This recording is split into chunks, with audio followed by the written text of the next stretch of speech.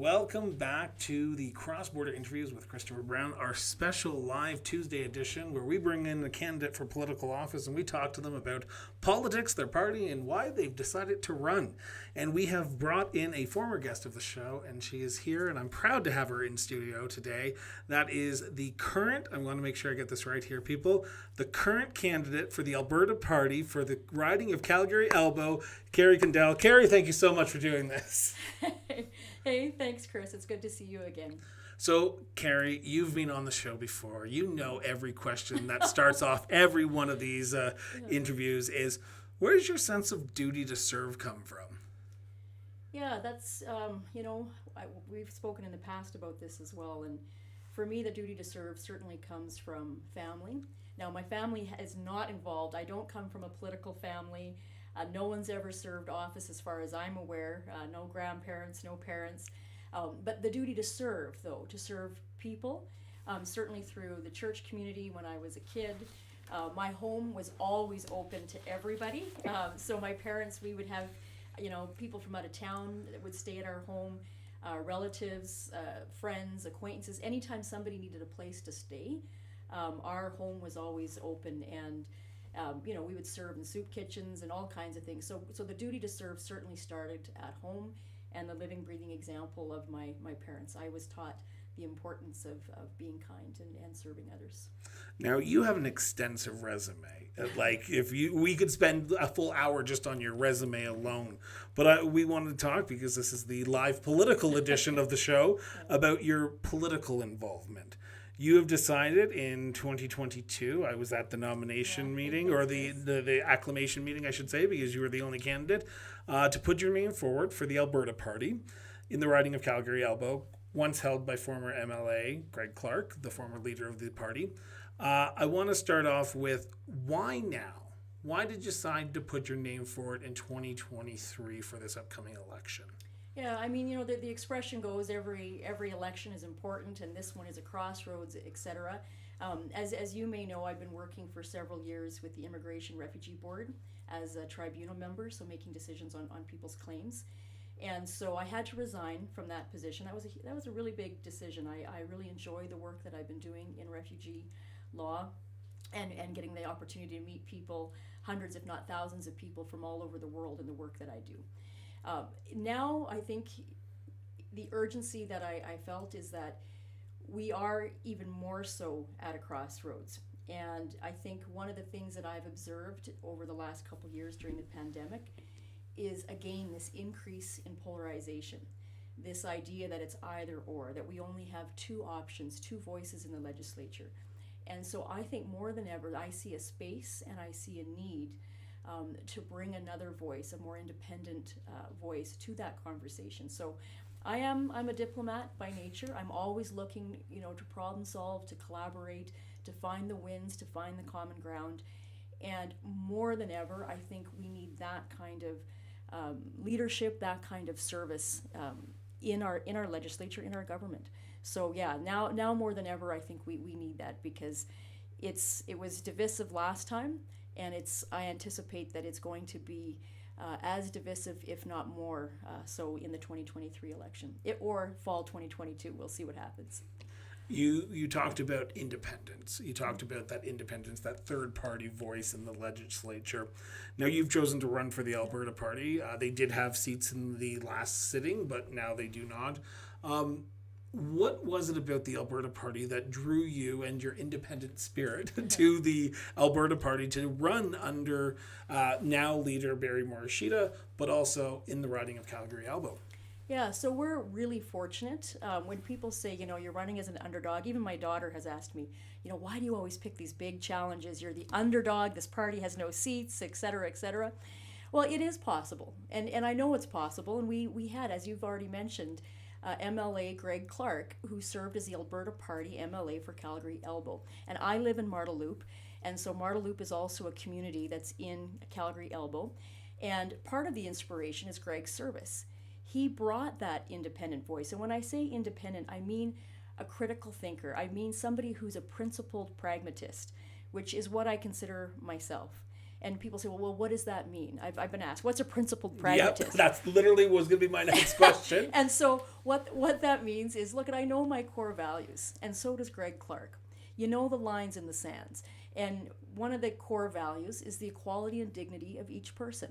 So there are hills that are worth standing up for and saying, look, this is a line that can't be crossed. And as Greg Clark used to say, and I will still continue to say, the Alberta Party is a big tent with hard walls. And what that means, the hard walls, means there's no room for hate or intolerance. And the big tent part means there's lots of room for passionate, civil, critical debate, and especially when we disagree. So one of the things that I'm passionate about with the Alberta Party is it is that space, and Barry Morishita also holds these values, by the way, which is another reason. If the party was going in a different direction, I would not have stepped up. But Barry Morishita is very similar in leadership style to Greg Clark, and very much that big tent with hard walls, that principled pragmatism. So the principled part is know your core values, know your lines in the sand, which I do, and Greg Clark also does. And then the pragmatic part is, look, you got to be open-minded. We're living in a world of accelerating changes, and so you can't. Good ideas can come from just about anywhere. And so you've got to assess these ideas on the merit. And so rather than, one of the things that discourages me from the titans in the arena is they're awash in their millions, and there's a small handful of people controlling things in a very top-down hierarchical way.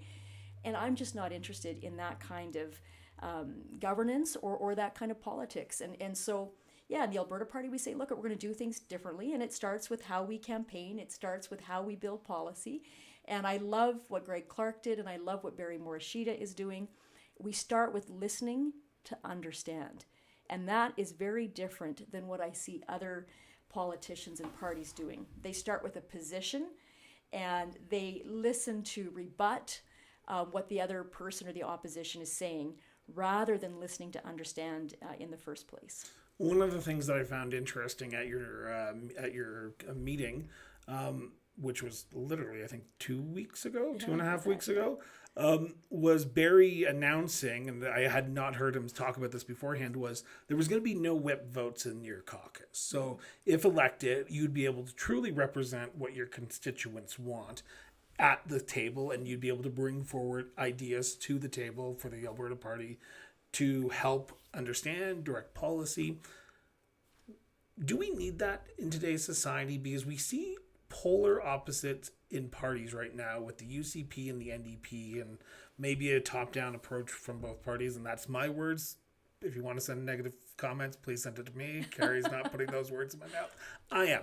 So do we need a third option that is more independent and more constituent oriented than what we're seeing right now with the other two? And I don't want to say mainstream parties, but the two current parties that are in the legislature. Yeah, I think there is a need for that. And, Barry and I have also had conversations about, for him, he's seeking to be elected by the people of Brooks Medicine Hat. I'm seeking to be elected and to earn the trust and the votes of the people in Calgary-Elbow. And the issues that are really important to people in Calgary-Elbow may not always be exactly the same as the people living in Brooks Medicine Hat. And you can already imagine some of the differences of flood mitigation. I mean, Greg Clark was a champion for flood mitigation, and with all the rainfall recently, that's again top of mind for people. As you know, the Elbow River flows right through Calgary-Elbow, and so I think it's really important, and local businesses. I mean, I live in Marda Loop, and so we have so many local businesses throughout the riding of Calgary-Elbow, and so I'm really passionate, and Greg Clark was as well, to advocate, be a champion, because local businesses are actually the largest, create most of the jobs. And I don't think we always think about that. We see sometimes the parties are at least perceived as champions for either big industry or unions or other groups. So I'm excited about being able to truly listen to neighbors and the residents of Calgary-Elbow, and to listen and understand their priorities, their concerns, and then to truly, not just a transactional one-off, right before an election, but if I'm elected as the MLA, it will be about building long-term relationships, continuing conversations over that period of 4 years in office, so that people have direct access and an ongoing relationship with their representative. And I think that's also missing in a lot of cases. And so I'm really excited that Barry is so passionate about providing that local kind of service to constituents that I think it is needed right now. You talked about the current weather phenomenon that we are currently having, and a lot of people are hearkening it back to the 2013 flood. Calgary-Elbow, Calgary-Glenmore, the downtown core was one of the most affected areas in that time. Now, the previous government, this government, have tried to work towards mitigating that issue, but government takes time. It's not something that has happened overnight, even though we are now currently we're under a state of emergency as of recording this. How are the people of Calgary-Elbow doing right now? Because I can imagine that there's a lot of, not flashbacks, but a lot of hesitation that what they saw in 13 might be happening now because of the amount of rainfall we are seeing. Yeah, it's distressing, Chris. There was a loss of life in the 2013 floods. People lost their homes. So it's a very distressing, and it is bringing back very distressing memories for people. And, in this time, people are doing things like making sure any valuables or anything that could be water damaged out of their basements are brought to higher level. So people, I think, are already taking action just in case. My understanding is that the Springbank Dry Reservoir just started construction here in 2022. So you're right, some of these things have taken much longer than anticipated, perhaps. And so I know right now that with the Glenmore Reservoir, that they've made sure that there's increased capacity for overflow. So I think, natural disasters, viruses, they don't know politics. They don't care about politics. This is about people. And so I think when it comes to things like preparing for climate crisis kinds of impact, whether it be floods or droughts or whatever we're facing, let's get the politics out of it. Let's listen to people with the expertise, people with the lived experience, and let's take action as soon as possible. So we need to be thoughtful. We need to have real consultation with people who are impacted, including the people in Springbank as well. I mean, that was one of the challenges last time, and even with this project, is making sure that there's proper consultation. And then, of course, for my neighbors and communities in Calgary-Elbow, making sure that they know that their representatives are taking action. And, one of the things that, as distressing and horrible as it was, it also brought people together in 2013. We all stepped up. People were volunteering, people were helping, all orders of government, were stepping up. And it wasn't just lip service, people really cared. And people were actually helping clean out basements and helping their neighbors. And so that was encouraging to see. I know we're here to talk about politics, but you've brought up a good statement, and I want to get your honest response to it. Why do you think we unify in times of disasters and not during times when there's not really things going on? Because, like you said, in 2013, after the floods, people came together. They rallied around their neighbors. Mm-hmm. They were able to come together for a common good. Right now, we are seeing a polarization of our politics, of our society, whether it be through COVID, whether it be through other things. Why do you think when push comes to shove, neighbors help neighbors at the end of the day? Is it because we're honestly a good group of people as Calgarians, or is there another underlying thing that I'm seeing right now? I think there's a couple things. I think there's truth in what you said. I mean, I believe in the good in people, and I believe in giving people the benefit of the doubt. I don't start from a position that everybody's just evil if they're not on the same team as me. That's nonsense. Most people, as you know, are not members of any political party. But why do people come together in difficult times? I think what often happens when we're faced with these existential, really big crises or big problems is it puts us in a space where we get perspective very quickly. We don't take things for granted in the same way that we do when times are good. So when we're faced with really difficult life circumstances, we start to think about what's most important, and obviously, thinking about loved ones, thinking about relationships, family, friends. I think in times of crisis, we think about that sort of human connection and relationships. And so I think that's in part why we see this outpouring of goodness from people during these really difficult times, because as a society and as a group of people, we start to see a big picture again. It's easy when times are good to forget what's most important. And I think when times are bad, it gives us an opportunity to reflect. I appreciate your honesty on that, and I apologize for throwing that left field. It's just you said something, and I just wanted to make sure that I like these conversations where we can just go off on a tangent from time to time. But I want to bring us back to your run for the Alberta Party and your run for Calgary-Elbow.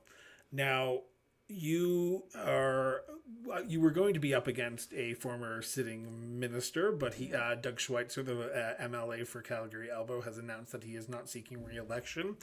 While you're probably not worried about who the MLA or the UCP candidate or the NDP candidate is, you're out there door knocking, you're out there talking to the people you want to vote for you. What are you hearing? What are you hearing about the way this government's been handling things? What are you hearing about the issues on the ground of Calgary-Elbow? Is it the Springbank? Is it other issues that are more hyper-local than the big picture of Alberta politics? Yeah, no, I think, well, one of the things that I'm hearing, people are concerned, namely about economic recovery and what that looks like. People are still reeling from the difficulties of the last 2 years. It's not over. People are still very concerned about where we're at in this. We're in a very uncertain space. Uncertain in terms of the implications of COVID and where we're at now, and also very uncertain in terms of what economic recovery looks like. And this hybrid model of people have started their own businesses, they're working from home, they're now starting to work outside of the home, and it's a mix. So certainly the things I'm hearing are still related to economic issues and what economic recovery for all looks like. As you may know, women are disproportionately impacted by the pandemic and childcare and responsibilities and re-entering the workforce and loss of jobs during the pandemic. And so what does economic recovery look like for women? And so as you also know, I'm very passionate about women in leadership, women in government, women in business. And should we talk about the button on here? Because anyone who knows, I'm a button fan. So whenever someone walks into my... I'll have to leave this button with you maybe when I go. You can add it to your collection, which is amazing, by the way. You were one of the, if I'm not mistaken, partial co-founders of Ask Her here in Calgary. Yeah. Why is it important to have more women in, and I'm not trying to be misogynist when I say that, people, please accept my apologies. I'm not trying to come off. It's just an honest question. Why is it important for more women to be in leadership roles? Yeah, so I think, first of all, more women in leadership roles will help with decision making. And what I mean by that, it's not just because we're half of the population. It's also because some of the most qualified, brightest, most competent people who should be there. And I'll do a shout out right now for my buddy Najwan, who was part of Ask Her and is running in Calgary Glenmore.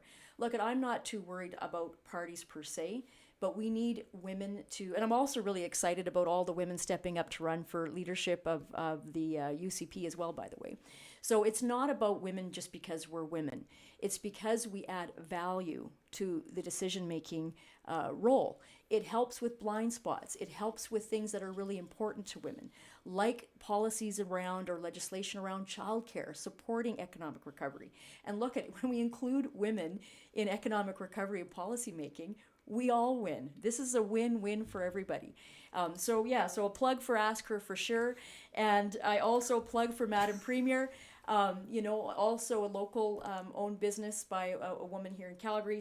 And then Sophie Grace is the Blazer. So you look at, we have incredible women leaders in Calgary, and I am really happy to support women in business and entrepreneurs and women in government. So it is something that I'm passionate about and have spent several years, time, energy, and money trying to not only ask women, but support women financially, support them in very tangible ways, door knocking, electing, hosting fundraisers. I mean, there's lots of ways where in a very practical way we can support women in leadership.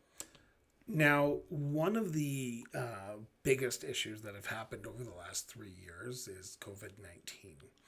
Now, I don't want to continue on this path, but it's the elephant in the room that people have been talking about for the last few days, and that is the UCP's government, Jason Kenney's government, decided to lift and move on to stage 3 of the reopening of Alberta. That is, if you have COVID, you are no longer required to mandatorily isolate. Isolate. Thank you. Isolate yourself. There is a divide in this province, whether you agree that that's the right move or don't agree with that's the right move. What's your opinion on the province of Alberta, moving into the next stage? Because there's a lot of businesses right now who have been struggling for the last 2 years and might see that as a welcome sign to say, okay, our workers are going to get back to work. We are going to get potentially open more hours here. We're going to have a great summer with Calgary Stampede coming up. What's your opinion on the stage 3 reopening of the COVID-19 measures? You know, hindsight's 2020, and certainly not just myself, but many others have had really serious concerns about the management of the COVID pandemic over the last couple of years. I think one of the examples, someone who I thought was doing a better job communicating and making sure citizens understood what the challenges are and then taking appropriate action, and including, you know, isolating if you have COVID, was the Prime Minister of New Zealand. Jacinda Ardern. She's been excellent right from the very beginning. And I think that's been part of the challenge and part of the issue right from the beginning, is not having a cohesive, coherent communication from our leadership on this so that people could make good decisions, informed decisions. And just like we were talking about earlier, believing in the good in people. I mean, even if it's not COVID, if we're really sick with something that's really contagious, it makes sense to me as a human being to make sure that I don't infect other people and that I stay home so I don't infect my colleagues. I mean, sometimes it's just common sense. And just as we were saying earlier, Chris, viruses don't know politics, you know, and I think what's been unfortunate about the whole process has been doing what's expedient, doing what's reactionary in terms of what the perceived mood of the people is, you know, rather than listening to experts, whether they be virologists, immunologists, listening to healthcare professionals on the front lines, nurses, doctors. I think if I had to see or underscore sort of what a common thread or the most difficult challenge over the last couple years has been the erosion of trust and the failure to meaningfully consult with people who know better, have more expertise. So, for example, one of the things that I love about what Alberta Party leader Barry Morishita is doing is really emphasizing that we're going to start by trusting Albertans. And that means on healthcare, on issues around the pandemic, trusting healthcare experts, you know, people that have studied this for decades. So that would be very different, I think, in terms of managing that I would support.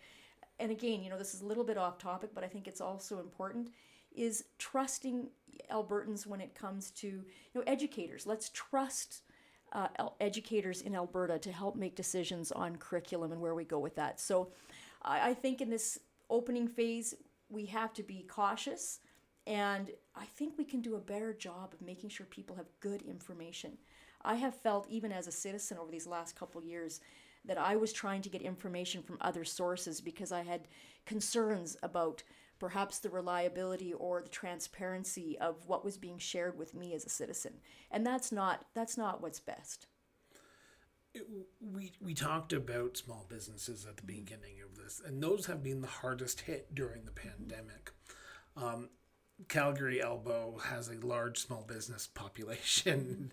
A lot of people live in there and work downtown as well. How do you envision yourself working with small businesses to ensure the proper recovery? Because a lot of small businesses have struggled and they're trying to find a light at the end of the tunnel, and this might be it. Who knows what it is actually? But in your words, how does the Alberta Party and you as the next MLA for Calgary-Elbow help small businesses thrive, but also help small businesses be competitive again, because they were before this COVID-19 pandemic. Now, big box stores are working better, but the small businesses aren't. Yeah. So as you know, some businesses didn't make it because of the pandemic and had to shut their doors. I have friends who own local businesses in Marda Loop, for example. A good friend, Richard, owns the Garrison Pub. And some of the things that I'm hearing, especially from restaurant owners, was the real challenges, again, back to this idea of trusting Albertans and people who own and operate small businesses, listening to them about what they need and how we can best support them and champion them. And one of the things was some of the COVID measures were done very short notice with no consultation whatsoever with restaurant owners, and then just slapping these rules or regulations around them, leaving them holding the bag to enforce these things. And so, yeah, that was really frustrating, is what I'm hearing from small business owners, and particularly restaurants, coffee shops in Calgary-Elbow. And so, yeah, that could have been done much better. And then I think moving forward, one of the things that the Alberta Party has put forward, and we're going to have a policy convention in the fall, Chris. So again, this next few months, I'm listening to the people of Calgary-Elbow as to what's their priorities, what are their solutions, and how we can work together on those. And I'm inviting people to join us in the fall on the policy convention. But certainly as a starting place, we can look at, increasing tax deductions for small business, and maybe even look at getting rid of the small business tax. It's not a huge, it's not a huge revenue generator for the province. And yet, as we know, small businesses are the largest job creators. So, yeah, I think there's some real tangible things that we can do in making life easier and better for small business owners in Alberta and in Calgary-Elbow. Where do we go from here, though? Because most people are hoping that the pandemic is behind us, even though it's not.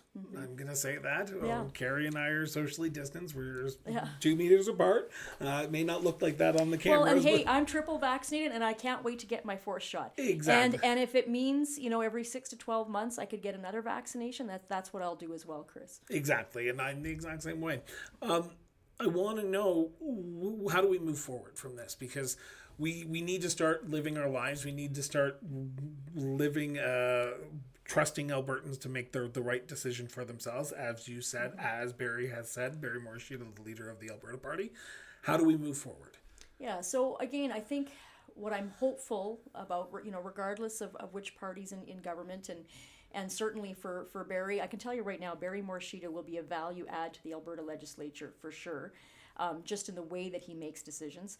And for myself as well, I have a very deep commitment to just everything that we've been talking about, which is that consultative process, building relationships, listening to people in healthcare, people on the front lines. When they're telling us that there's capacity issues and that there's burnout, we listen. So yes, I think there's things on healthcare and moving forward. We start by listening to understand. And guess what? That also means listening to people who disagree with us. And that's hard. Having those hard conversations with people. I'll give you just an example, Chris. So during the pandemic, a friend of mine, and she's fully vaccinated, by the way, and so are her kids. And this is what she said to me. She said, Kerry, I'm scared to even ask questions about the vaccination because I feel like people will shame me or call me an anti-vaxxer. And I thought, that's not right. That's not right. This is not what we should be trying to achieve. So when I see people out there who want to shame or bully people to see things in their way, from their perspective, even if you're taking a science-based, evidence-based, good position, the way to bring more people to that is not by shaming and bullying them or making them fearful to even ask questions. That's nonsense. And so I think part of the way we move forward is extending more grace to each other, having more conversations with people we disagree with, listening to understand, okay, where is this coming from? For my friend, it's because she was fearful. She had concerns. She didn't understand the vaccination. And so that's good to ask questions. I hope more citizens ask questions. When you're injecting something into your body, it's good to be well informed and to have, at least some understanding of why you would be taking this or why you would be injecting this into your body and how it works from a layman's perspective, right? So, so I think moving forward, we have to create space to get past this polarization, because this has also impacted families and friends, and people stop talking. We've got to get back to a space where we say, hey, you know what? I'm not sure that I agree or disagree, but I just want to hear you out. Where are you coming from? What are your concerns? And just listen to understand. And then, have people in leadership positions that will share the best information possible. And again, it's not a perfect system. Democracy is not perfect. There's always that tension between majority rule, whoever's calling the shots, and then minority or perspectives or views. And I think that's always going to be the tension. So whether it's the COVID pandemic or whatever issues we're going to face again or next, and who knows what's next, right? I think if we've learned anything, life comes at us fast. We're living in a world of accelerating changes, and there can be all kinds of crises around the corner. I think that we have to start to look at problem solving from a different perspective. And I read a book, Think Again by Adam Grant. I don't know if you've read anyway. What he's basically doing in his book is he's challenging us to engage in nuance and context in conversations, to be willing to say, hey, I made a mistake, and this is an opportunity to learn, not to be afraid of failure or afraid of our mistakes, but rather look at them as opportunities. And also, when we're going to have these hard conversations, to start from a place of asking questions. Just start with asking questions and listening. I think that's going to get us further ahead in terms of healing and finding practical solutions that will help us as individuals work together for a collective good, which is essentially what we have to do when we're faced with something like a global pandemic. So I was going to go on some more policies, but you brought up a topic that's very near and dear to my heart, and that is the will of you versus the will of your constituents. Because as the next MLA for Calgary-Elbow, you know and I know that you will not be elected by 100% of the voters. Unless, for some reason, all the other candidates drop out and you get acclaimed, it's not going to happen. I hate to burst that bubble for you here, Kerry, right here, right now, but no person has ever won with 100% of the vote. And when they do, highly suspicious. Exactly. Highly suspicious. Exactly. So I've got to ask the question that is the canary in the coal mine here is, how do you balance what you want against what your constituents want? Because if the majority of your constituents come to you tomorrow and say, I want this, that, and that stopped. I don't want the reservoir going through this area. I want it moved further away from us. I don't want the curriculum to go through, but you believe, and we can talk about the curriculum later, but I'm just saying hypothetically, if you didn't want the curriculum, but your constituents wanted the curriculum, how do you balance that? As the Alberta Party MLA for Calgary-Elbow, how would you tell yourself, I need to vote for what my constituents want? And sometimes that means going against what I believe is true. Yeah.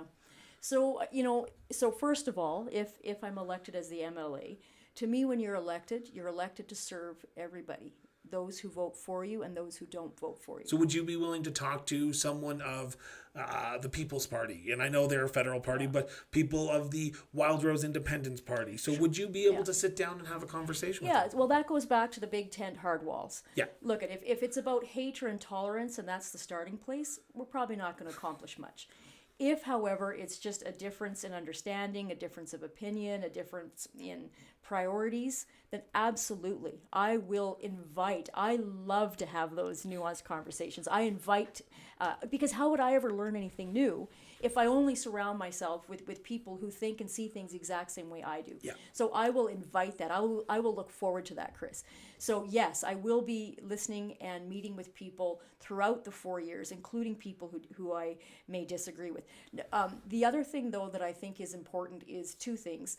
Starting from a values-based leadership. And so that's what I'm going to be doing over these next few months, is connecting with people to understand what their core values are. Now, I've had good fortune, of course, with knowing Greg Clark, but also many others in Marda Loop and the other communities of Calgary-Elbow. We're really fortunate. We have a very high voter turnout, a very engaged, informed constituents. And so I know they're going to challenge me. I know they're going to ask hard questions, and I'm really excited about that. And so part of it is just connecting. I'm going to put my values out there, and I'm going to see if it's a match with, many people in Calgary-Elbow. So we'll start with, what are your core values? The other thing that I've learned as a tribunal member is, regardless of what the final decision is, and I've had to make very difficult decisions that have impacted people's safety, sometimes even their lives, in terms of the risks they face in their home country. So very difficult decisions that have human consequence.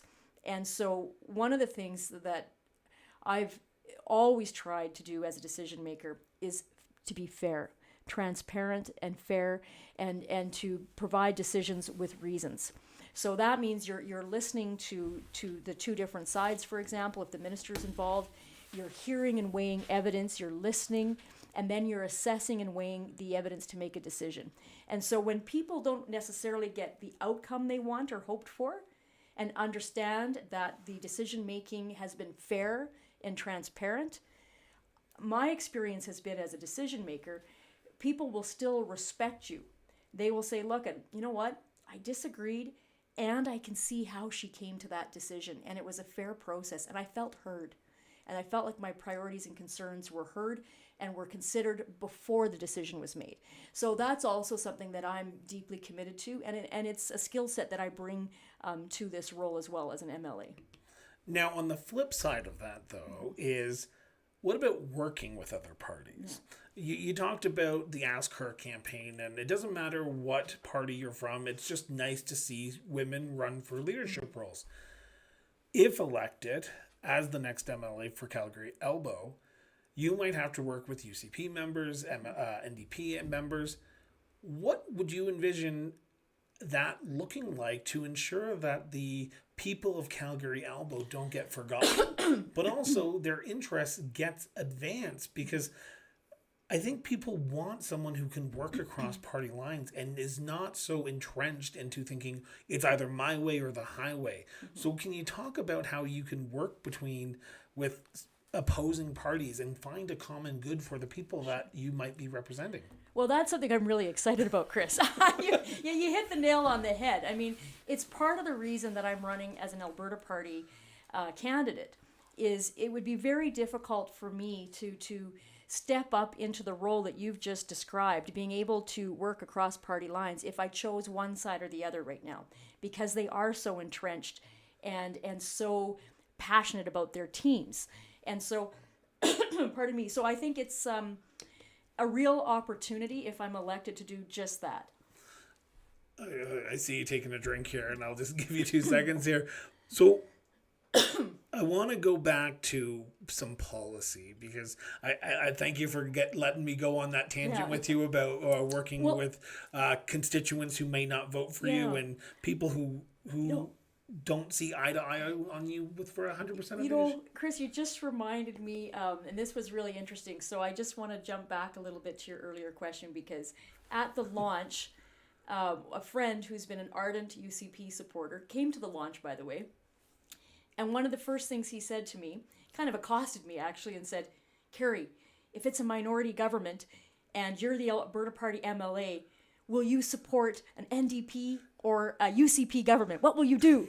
So number one, I thought, wow, this person actually thinks, we have a chance here. We've got a real possibility of winning. And I can see a path to earning the seat as an Alberta Party candidate. And that's, it's a real tangible path to earning that seat. On the other hand, it brings up that question of, okay, let's say we do have a handful of Alberta Party seats in the legislature, and we have maybe for the first time in Alberta's history, a minority government. I think the Alberta Party is very well placed, and me as an individual, as an MLA, will be very well placed to work across party lines, to find those commonalities. And I said to him, it depends. It really depends on the issues and the priorities, what I hear from my colleagues in the legislature in terms of the direction they want to take our province in. I will work with them when we agree, and when we disagree, let it be for good reason, and then let's have further discussions about why we disagree. So I'm very open-minded, and it's an exciting space to be in, because it's very different than when you're with a very a major party that has millions of dollars, and I don't think anyone at this point in time should feel or believe that it's a shoe-in for any party. Things are very volatile in Alberta politics right now. We're in a space of uncertainty, and there's a lot of moving pieces. And so I would caution anyone to be overconfident in terms of the outcome of the next election. If we were very confident about outcomes of an election, we would have had Premier Danielle Smith in 2012. That's so right, yeah. Let's be honest, anything can happen in a very short period of time. Yeah, you're so right. Anything can happen. I want to get back to policy for a quick second. We are about to end the school year, and kids are going to be off for summer break, and then they'll be going back to a new curriculum, somewhat of a new curriculum, in September, or end of August, beginning of September. Have you had a chance to read the new curriculum or the proposed curriculum? I haven't read it all through. Barry Morishita has, and I certainly will. Yeah. What I have had the chance to do, though, is to listen to friends and family members. Is it an issue that you're hearing about? Oh, yeah. So, really? Yeah, and so I was actually just helping out my mother-in-law with a garage sale in Grand Prairie last weekend, and listening to my brother-in-law, who's a teacher in Grand Prairie. It is a very big issue. Just imagine what the last couple of years have been like for educators. It's just been unbelievable. I mean, we think about healthcare workers and also educators, what they've had to go through in terms of transitioning online, all of the health and safety concerns for themselves, their families, their students. I mean, unbelievable.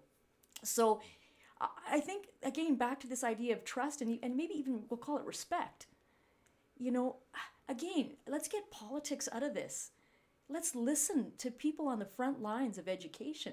And let's not just throw everything out for some kind of ideological, reason. I think it's actually quite disturbing what's happened with the curriculum, with the lack of consultation and throwing out all the work that was done, by the way, not just under the previous government, but also previous progressive conservative governments. So I think, we need to get back to listening to experts in education. And so I'm going to challenge you on that. Sure. I'm going to challenge you on that for a little bit here, Kerry, because Minister of Education Ariana Lagrange would say, I've listened to experts. They might not be your experts, They're my experts. And I think that's the one thing that a lot of people, and you say you want to listen to experts, but your experts might not be the ones that I want to talk to. Sure. So how do you know what expert is correct? Because you've said that word a few times, and sure. I want to make sure that people understand that what you mean by listening to the experts, sure. Because the UCP have their experts, the NDP have their experts, the Alberta Party has their experts.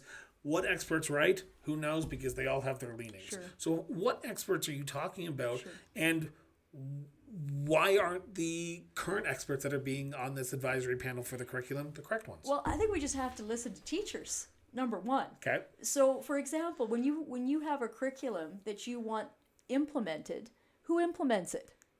Teachers. And overwhelmingly, we're hearing from teachers that they don't support this curriculum.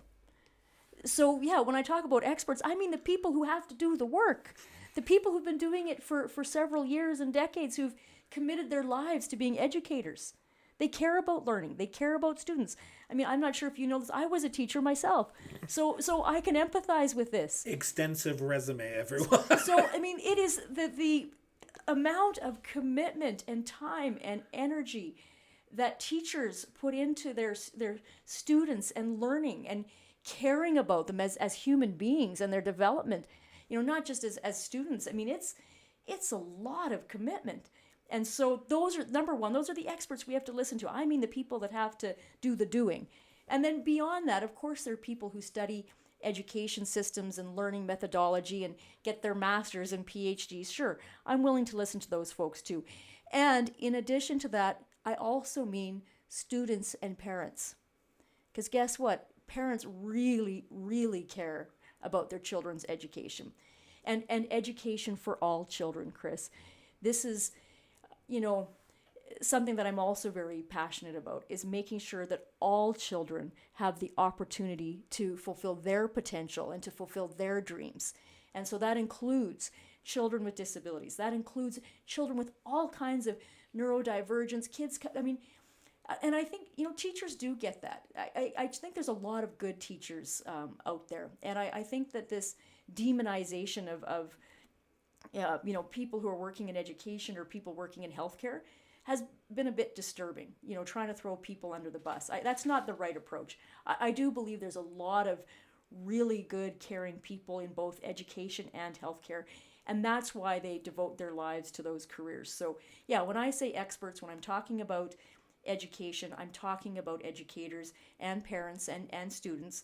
And then when I'm talking about healthcare, I'm talking about physicians and surgeons and nurses and EMS and paramedics and x-ray and all of the people, orderlies, all of the people who work directly in healthcare delivery. And as you know, it's a multitude of people who work in healthcare. And by the way, Chris, I have to mention this because this is another thing that I'm very passionate about. Mental health treatment is healthcare. And so it cannot be an afterthought. It has to be a priority going into whatever, sustainable healthcare looks like. It has to be a budget item. There has to be money, real money put into that. And it has to be made a priority. And I understand that the Progressive Conservatives in Nova Scotia are doing just that. And so I'm very curious to learn more, again, listening to experts in mental health, to how we do that in Alberta, because we have some serious gaps and we've got to make sure that we address that. I'm going to play in that field with you for a bit here. If you want to talk about mental health, I want to talk about mental health as well, because hearkening back to the COVID-19 pandemic, I was at an event yesterday up in Airdrie with a UCP leadership candidate, and a woman was talking to me about her kids. They were struggling. They had lost their jobs. There was a lot of mental issues, the mental health issues that were going around, depression.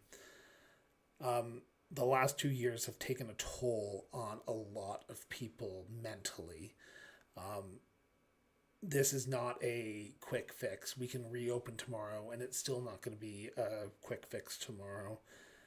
You talked about what's happening in Nova Scotia. You talked about how mental health is healthcare. Would you be willing to advocate for a mental health strategy for this province to ensure that people would be able to get the proper treatments they would require, or help that they would be required to get if elected? Yes, because it saves lives, Chris. We lose people to suicide. We're talking about people's lives, their well-being and their very lives. So absolutely, it is long past time to make this a priority. And so yes, I will be very passionate about advocating for mental health as a healthcare. The brain is an organ. I think the field of neuroscience has really emerged and has evolved over the last less than a decade. And so the treatment, there are real treatment and preventative and getting on the front end of things rather than on the back end of things, I think is the right way to go about it. So yes, absolutely.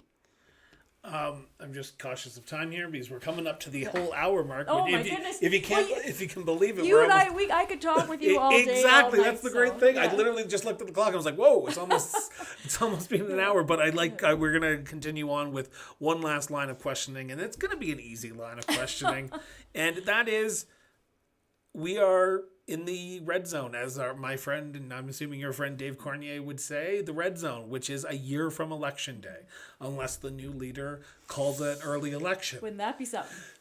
Like I said, anything can happen. Exactly. Anything can happen.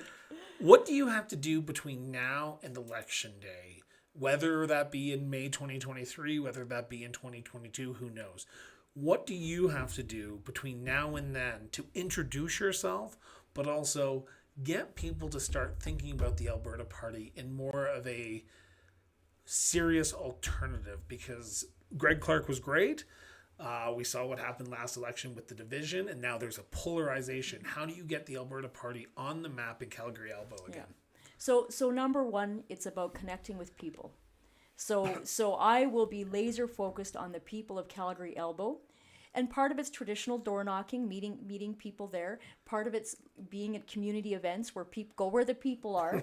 So it really is about building relationships, connecting with people, hearing, listening what their priorities and what's important to them, and earning their trust, and then earning their vote. So that I will be laser focused. My number one job is to connect with literally thousands of people over the coming months, whether it be this fall or next spring. But I have one job: connect and earn the votes of the people in Calgary-Elbow. And then, of course, the other thing that I have to do, and we're making some headway on that, is fundraising to make sure that we have a locally fully funded campaign. So, you know, I think it's $53,000 is the maximum we can spend during the RIP period. And I can tell you right now, we will have that. We will have a fully funded local campaign in Calgary-Elbow. And I will do everything. I resigned from my position. I'm doing this full time. So I will do everything that I humanly can do to connect and earn the trust of as many people in Calgary-Elbow as possible. So how does that look like? How can people get involved? How can people reach out? Because I know, and you know, campaigns need volunteers, campaign need team members. So how can people learn more about you? How can people reach out to you? And how can people, let's put it this way, donate if they wanted to donate to what they've heard tonight and say, hey, I want to throw $100 towards Kerry's campaign, so how can I do that? Yeah, so you can donate locally right on the albertaparty.ca website, and you just go to Constituent Association Calgary-Elbow. I'm doing all of the fundraising through our local constituency association. So we also can take e-transfers at cal-elbow at albertaparty.ca. I'll have to put that out. But albertaparty.ca is probably the easiest to remember, and you can go right to the Calgary-Elbow local constituent association page. So that's probably the easiest way. I'm very fortunate too, friends and acquaintances, if they're willing to host a coffee meeting, wine and cheese, whatever. Dr. Anthony Cook and his wife Jennifer Cook, who's an author, are hosting an event for me next week and they live in Rideau, and they're inviting neighbors. And so, that's the thing, I have to earn it. And I'm prepared to do the work to earn it. But albertaparty.ca, and I'm also willing to share the best way to contact me is email. And it's just my name, kerrycundal@gmail.com. And that's in the public space. And so I invite anybody who wants to have a coffee or whatever, let's connect. That's what this is all about. So I'm going to leave on this question. And this is the $1 million question. Okay. Why should you be the next MLA for Calgary-Elbow? So, I think in a nutshell, Chris, that is the $1 million question. It's about who can you trust? Who is going to bring integrity, who is going to bring compassion, some empathy, some fairness, the ability to work, as you've said earlier, across the aisle with colleagues in the legislature.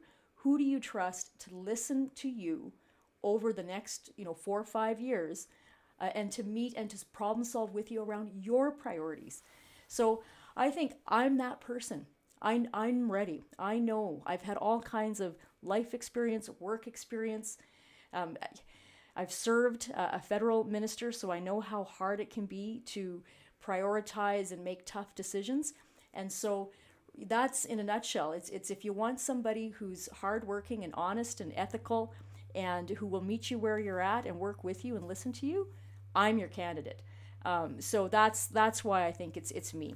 Because you don't have to worry about me in terms of those core values. You don't have to worry about, on social issues. I think I'm well aligned with the majority of Albertans as well as the majority of people in Calgary-Elbow. And I think on economic issues, I will also be very well aligned in supporting our local businesses. So I think it's a really good fit. I've lived now for almost 8 years in Marda Loop, and so I walk the sidewalks of Marda Loop and go to local businesses every day. And so I think if people are looking for an honest local candidate who's willing to listen and build relationships over the coming years, then I'm the person for the job. Perfect way to end this interview. Kerry, I want to thank you so much for this. This has been an honor and a pleasure as always. For those who are listening, when it comes out via the audio, when we actually release it via the podcast platforms, the links to Kerry's email address, to the links to donate to the Calgary-Elbow Riding Association will be in the show notes. They're not there right now for anyone who's listening to this via our audio stream and our video stream. They're not there yet. I wasn't prepared to have that question answered, but here we are.